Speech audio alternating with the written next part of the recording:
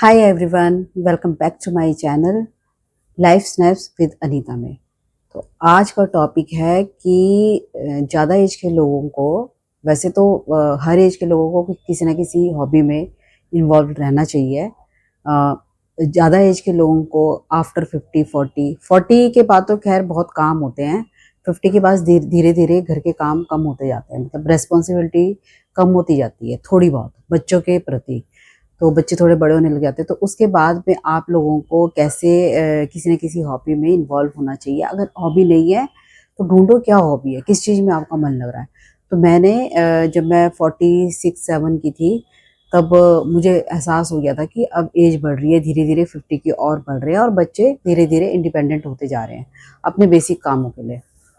तो उसके बाद हम लोगों को काफ़ी टाइम मिलेगा, हाउसवाइफ्स को खासकर हाउसवाइफ्स को बहुत टाइम मिलेगा जिसमें हमें बोरियत महसूस होगी कि बच्चों को हर चीज़ के लिए हमारी ज़रूरत नहीं पड़ेगी। तो मैंने धीरे धीरे अपनी हॉबीज़ में काम करना शुरू करा। जैसे मैंने वीडियोस व्लॉग देखे तो मैंने सोचा व्लॉग बनाते हैं और व्लॉग व्लॉग पे काम करना शुरू करा। और उसमें मैंने बहुत सारी चीज़ें सीखी, एडिटिंग सीखी, वीडियो बनाना सीखा। हालांकि कोई चैनल मेरा चला नहीं है, लेकिन फिर उसके बाद भी मैंने इन सब चीज़ों में काम करते रहना ठीक समझा। तो फिर उसके बाद मैंने ये वाला चैनल खोला कि अब मैं थोड़ी इस तरह की बातें करूँगी, क्योंकि उस वाले चैनल में कोई इस तरह की बातें सुनना नहीं चाहता है और देखना भी नहीं चाहता, क्योंकि वो उसमें डेली व्लॉग और ये ट्रैवलिंग वगैरह दिखा रहे हैं। तो धीरे धीरे अपने आप में की हॉबीज़ ढूंढना शुरू करा, जैसे कि वीडियो बनाना, ये सब ये हॉबी के तौर पे शुरू करा था। बाद में जब लगने लगा वीडियोस चल नहीं रहे तो थोड़ा डिमोटिवेट हुई, बट फिर भी मैंने छोड़ा नहीं। तो और भी हॉबीज़ पे काम करना शुरू करा। अभी रिसेंटली पिछले साल से, मतलब अब मेरे को 1 साल होने जा रहा है, तो मैंने कुछ देखना शुरू किया। जैसे यूट्यूब, इंस्टाग्राम में आजकल क्रोशेट बहुत दिखाया जाता है। अब बहुत से लोगों को पता चल गया है कि इसमें बहुत सी क्राफ्ट की चीज़ें बनती हैं, हैंडमेड चीज़ें बनती हैं। तो मैंने भी देखना शुरू करा और 1-2 कुछ लोग मेरे फ्रेंड और रिलेटिव में कुछ लोग थे जो कि इन चीज़ों पे काम कर रहे थे और वो काफ़ी अच्छा कर रहे थे और अर्न भी कर रहे थे। तो मुझे लगा, जब छोटे-छोटे बच्चे और एज में काफ़ी कम थे वो मुझसे, मैंने कहा जब सोचा कि जब छोटे-छोटे बच्चे अपनी पढ़ाई के साथ में और बाकी चीज़ों के साथ में ये सब कर पाते हैं, टाइम निकाल पाते हैं, तो मैं क्यों नहीं निकाल सकती और मैं इस एज में आके क्यों नहीं सीख सकती। तो मैंने सीखना शुरू करा। अब अभी भी मेरी स्पीड उतनी नहीं है, बट काफ़ी हद तक मैं चीज़ें अभी बना लेती हूँ।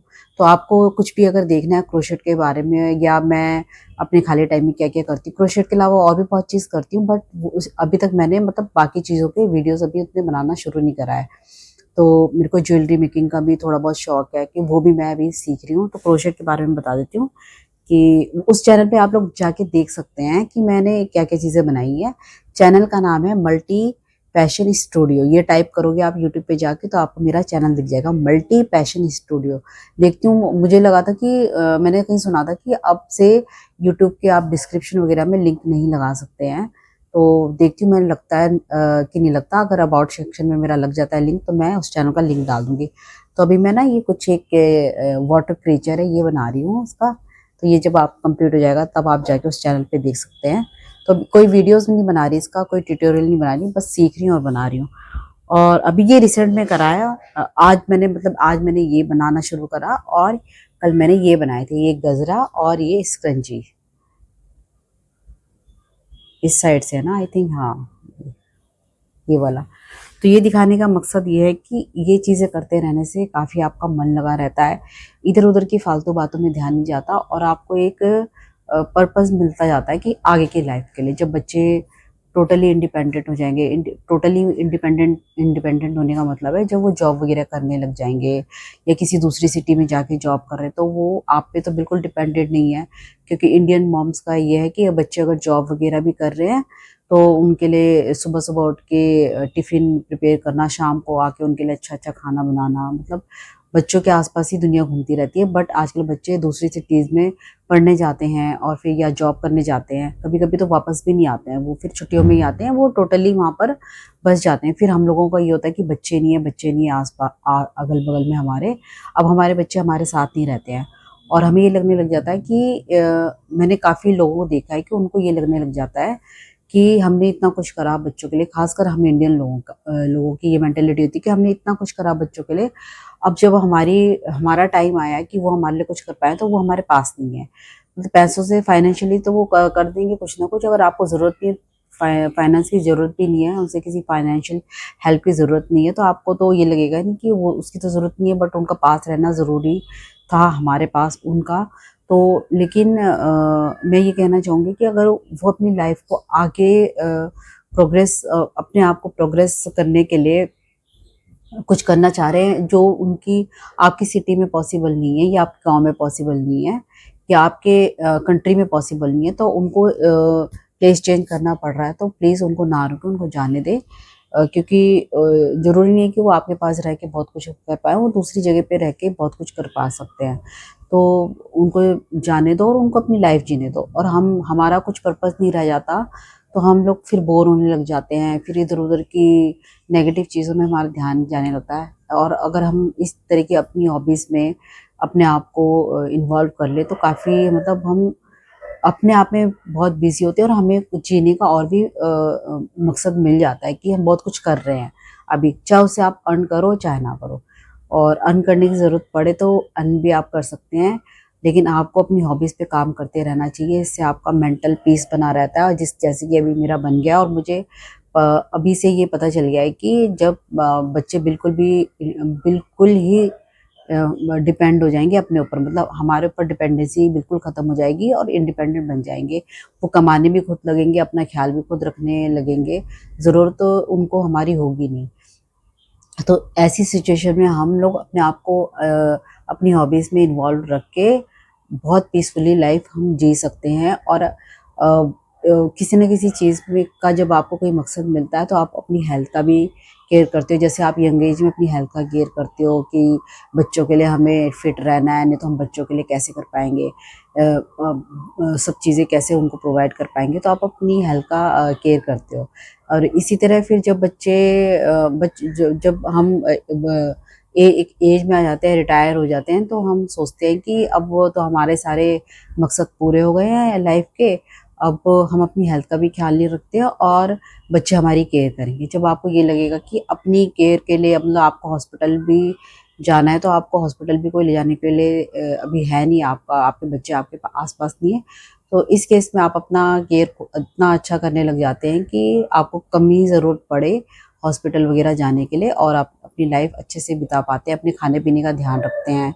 और अगर किसी हॉबी में इन्वॉल्व होते हैं, तो उससे मेरे को लगता है कि मेंटल पीस तो ऑटोमेटिकली आ जाता है। और जब आपका एक बार मेंटल पीस अच्छे से आ जाता है, तो आपको आपकी हेल्थ भी अपने आप ही अच्छी होने लग जाती है। मतलब होता है ये, मैंने भी ना 1 साल में ये करके देख लिया। इससे पहले कोई भी हॉबी मैं फॉलो नहीं कर रही थी।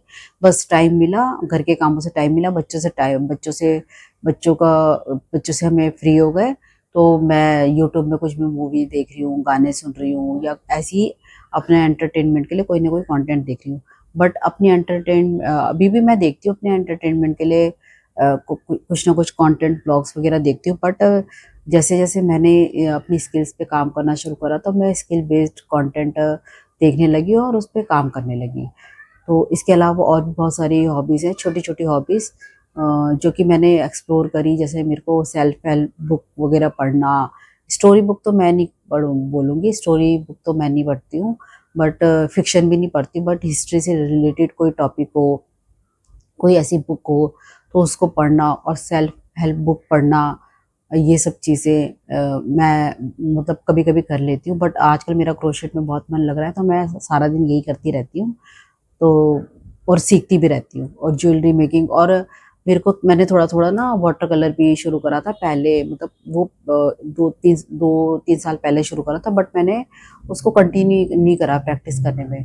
तो मेरा अभी भी उसमें मन करता है करने का, बट फिर वहाँ जाकर मेरा ध्यान चला आता है क्रोशेट करने में, क्योंकि ये काफ़ी ईज़ी, मैं इसलिए बोलूँगी कि आप इसको कभी भी कहीं पर भी लेके बैठ सकते हो। आप ट्रैवलिंग के टाइम भी लेके बैठ सकते हो, आप बेड में बैठे हो तो विंटर्स में आप ब्लैंकेट वगैरह ओढ़ ओढ़ के बैठे हो, तब भी कर सकते हो, कहीं पर भी बैठ के कर सकते हो। और बाकी चीज़ें जैसे आपको पेंटिंग करना है, ज्वेलरी मेकिंग करना है, तो आपको प्रॉपर उसके लिए एक टेबल या कुछ ऐसी चीज़ें चाहिए, वहाँ पर आप कर सकते हो। प्रॉपर आपका सेटअप होना चाहिए, आप कहीं पर भी बैठ के नहीं कर सकते हो। और इसको कर सकते हैं तो काफ़ी ईजी लगता है मुझे और काफ़ी मज़ा भी आता है नई नई चीज़ें सीखने में। हमेशा दिमाग में ये सब चीज़ें घूमती रहती है कि आज क्या नया बना है, आज क्या नया सीखे। और इसमें कैलकुलेशन इतनी ज़्यादा करनी पड़ती है कई बार, मतलब पैटर्न के लिए कैलकुलेशन करनी पड़ती है। एक भी आपका नंबर गलत हो गया, मतलब एक भी लूप आपका एक्स्ट्रा हो गया या कम हो गया, एक भी लूप मतलब एक भी स्टिच एक्स्ट्रा हो गया या कम हो गया, तो आपका पैटर्न खराब हो जाता है। तो आपको काफ़ी ध्यान देना पड़ता है। इससे मुझे लगता है कि कंसंट्रेशन पावर बहुत ज़्यादा बढ़ जाती है। और मेमोरी पावर भी मैं बोलूँगी, जो भूलने की एज के साथ साथ में जो भूलने की बीमारी हमें होती रहती है ना, क्या तो बोलते हैं उस बीमारी को, उस प्रॉब्लम को, मैं बीमारी नहीं बोलूँगी, प्रॉब्लम बोलूँगी। उस प्रॉब्लम को क्या बोलते हैं? एक वर्ड है, कोई कमेंट करके बता देना। तो वो, जैसे उसमें मैंने कहीं पर पढ़ा था कि कहीं पर पढ़ा भी था और सुना भी था कि ऐसी चीज़ें करने से आपका वो चीज़ें भी कम होती होती होती है, क्योंकि आप आपका मतलब हमेशा एक्टिव रहता है माइंड। क्योंकि हम जब कुछ करते ही नहीं है तो हमारा माइंड एक्टिव नहीं रहता, तो डल पड़ने लग जाता है, तो हम चीज़ें भूलने की हमें बीमारी होती जाती है। तो ऐसी चीज़ें करने से आपका माइंड एक्टिव रहता है, तो आप ज़्यादा टाइम तक मतलब अपना दिमाग की का पीस, तो मेंटल पीस और मेंटल स्टेट अपना काफ़ी टाइम तक अच्छा रख सकते हो। और भी बहुत सारे फ़ायदे हैं इन चीज़ों को करने के लिए।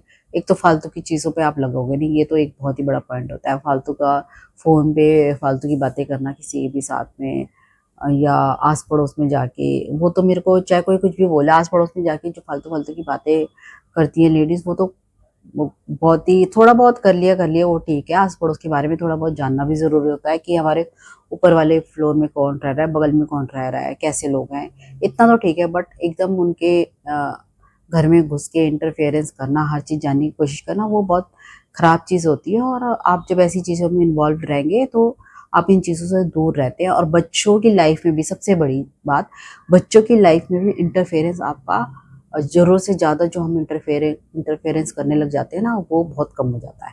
क्योंकि आप अपने अंदर में इतना कंटेंट फ़ील करते हो हर चीज़ में। आप भरपूर हो अपने आप में, मुझे ये लगता है।